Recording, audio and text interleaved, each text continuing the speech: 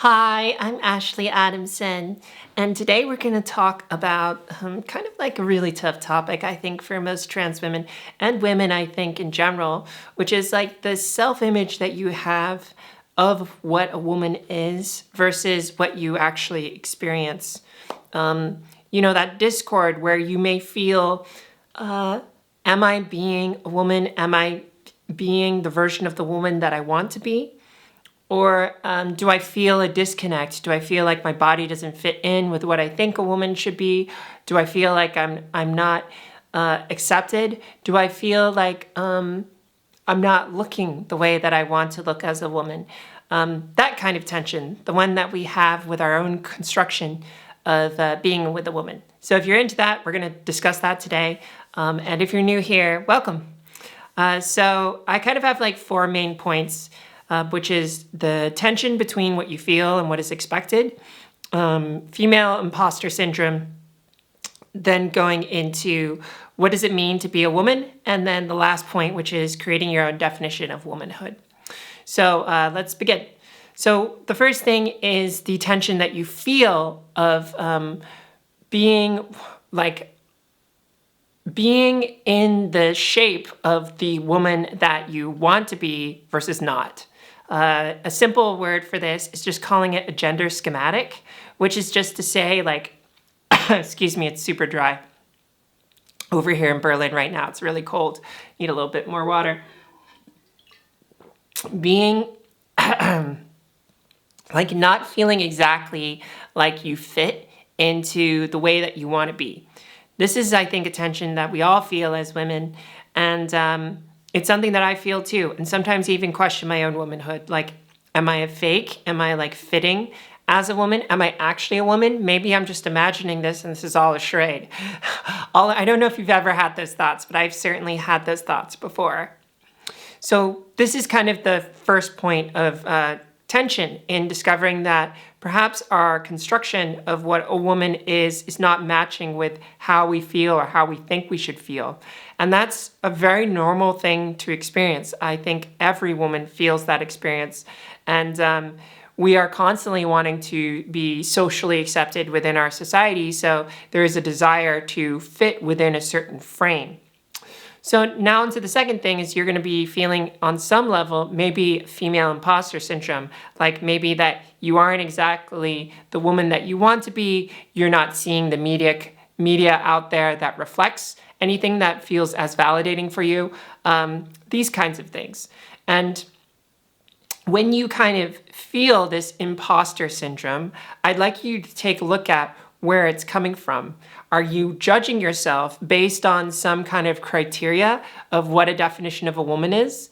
And look at that criteria. Is that criteria actually realistic for what you really should be as a woman? It's really important to understand that mass media is a series of constructions based on a hegemonic ideology, which is a really fancy way of saying the dominant, self-perpetuating way of seeing the world. And a lot of this has been created from a very high level of what is consumable and what is buyable and what will sell products and advertisers.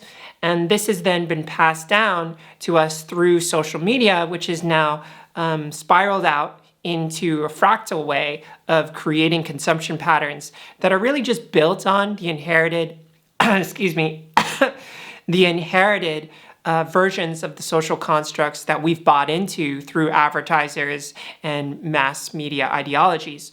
So you have to kind of understand that there's something deeper within you called a gender schematic that has been constructed partially from the consumption of media, but also from your own experiences of females, women around you.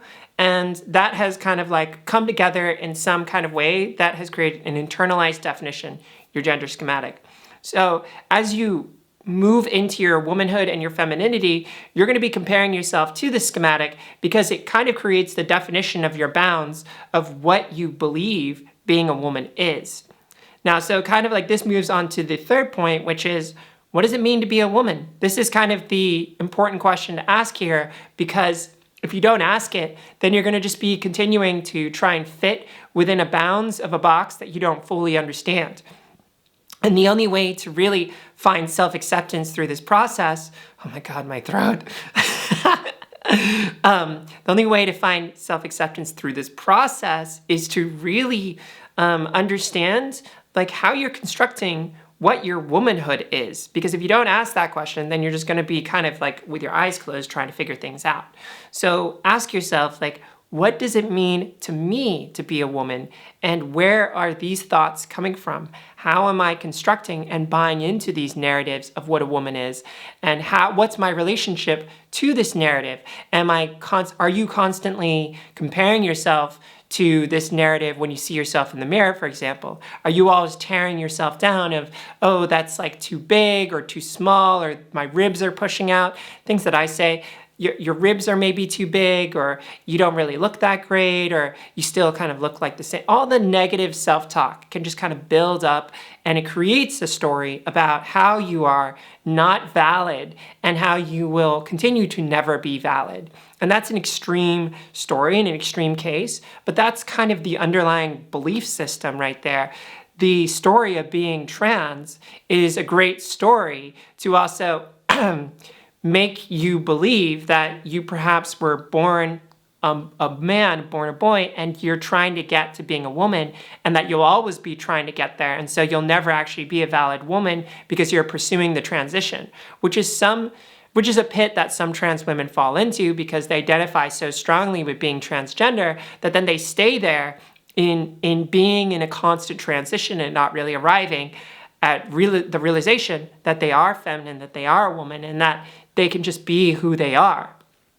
I have a whole meditation series on my website if you'd like to check out about embracing femininity and being a woman, and that's linked down below on my website.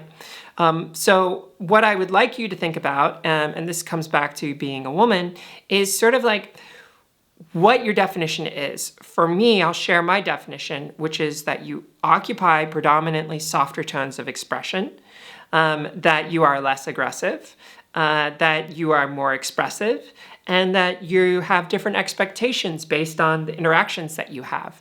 And these kind of like are the fundamental bedrock for my feminine experience. I want to be treated differently. I want to be more expressive. I want to be softer in how I experience myself and how I express. And I'm just generally less aggressive because of that. And that to me doesn't have any requirements of how my body should look, how I should appear, how I should be expressing myself, or how I gauge my own womanhood.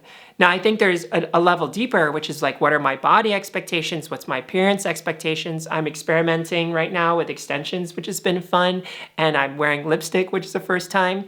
But I'm also like more than 3 years into my transition, and I'm just doing things like this, like beauty and makeup. I'm just doing this now because it was never the focus of my own personal acceptance of my womanhood.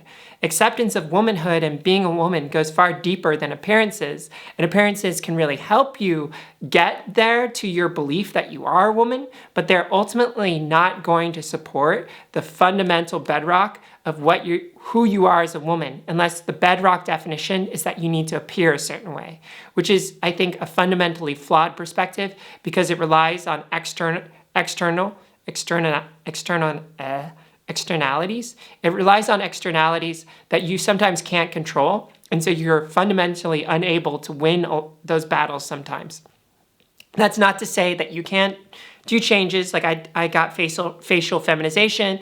I also got breast surgery, and like these things are great, but they're sort of just like steps to the ultimate thing, which is your own self-acceptance.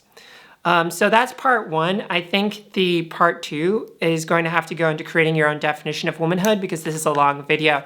So thank you for joining me for part one. If you'd like to check out my femininity program for self-acceptance, you can check that out on my website. And in this next video, we'll be going into creating your own definition of womanhood. I'll see you there. Thank you to my patrons and subscribers. I'll see you soon. Bye.